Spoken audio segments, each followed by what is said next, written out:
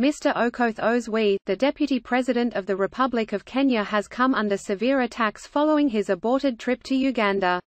Why did the government stop Ruto from travelling, and what do you read out of the incident? Number 1.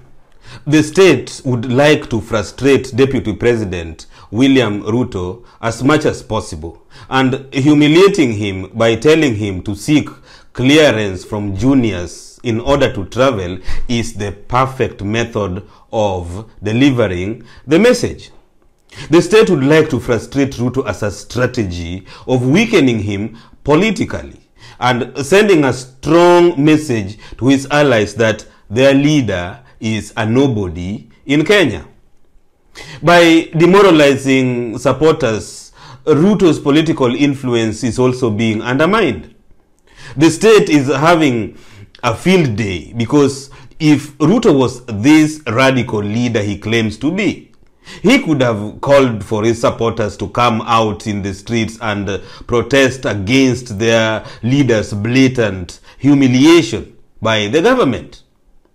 Instead, Ruto sycophants like Sudi are simply making noise on social media within the comfort of their homes. This is not helping Ruto. It is exposing his underbelly. 2. By stopping Ruto from traveling, the state is reminding Ruto about who is in charge of the government, even though he, Ruto, is officially the deputy president. For the government, this is important because when Ruto is being frustrated, the message being sent to Raila's supporters is that Ruto has completely fallen out with the Kikuyu ruling class, and given that the Kikuyus are not grooming anyone for the seat of presidency, Raila Amolo Odinga is being prepared to be the next president with or without the Building Bridges initiative. Number 3. If there is any chance that you can be the next president of the Republic of Kenya, it is most likely that you will be treated with a lot of respect by the government. Secondly, if it is known to the government that you have supporters who can stop business as usual in Kenya, the government will treat you with respect, even if they have to steal elections which you have won. The problem with Ruto is that the ruling class has come to the conclusion that given his ruthlessness in plundering the Kenyan state, alleged political assassinations to eliminate his opponents, and his role in ruthlessly rigging 3 elections and 1 mini election, allowing him to take over the presidency will be risky. This is because the oligarchs are not sure that their stolen property will not be appropriated by Ruto if he ascends to power. Besides, Ruto is not selling himself as a member of the dynasty class, even though he got his wealth by associating with members of the dynasties.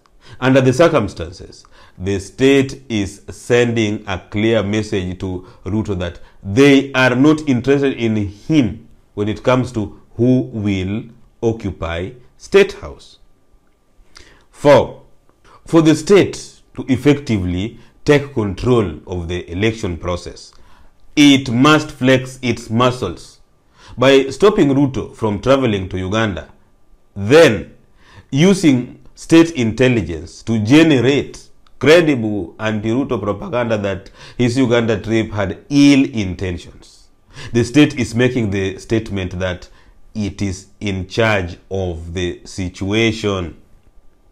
Information being circulated to expose Ruto's deals with the dictator Yoweri Museveni of Uganda, together with Ruto's own blunders in the media, are all working to convince the masses of the Kenyan people that Ruto is so dangerous to be allowed to become president of Kenya. From a political perspective, this is called demonization of the opponent to discredit him and make him lose support and sympathy from citizens who could be viewing him as a potential presidential candidate. Finally, when supporters are seeing their master openly being frustrated by a junior officer compared to the DP, they get demoralized. There is nothing Ruto can do to change the situation unless he has the power to mobilize supporters to the streets. This is the time when Ruto could have called on members of his Hustler movement to help him by sending a strong message to the government that he is not going to take intimidations and harassment lightly. But what is Ruto doing? He is attending press conferences and messing up and appearing on TV shows while paying MPs to attend meetings at his current home. This is not helping. If he has millions of supporters as he claims, he needs to mobilize them to threaten the government now. Otherwise, he should forget about the presidency and prepare to go to the opposition. As election draws to a close, Ruto will continue to be frustrated by the state as his opponent Raila Amolo Odinga continues to enjoy state support. Raila went through all this humiliation Ruto is going through. But the difference is that at some point, Raila Odinga supporters used to come out to show solidarity with their leader in the face of state harassment.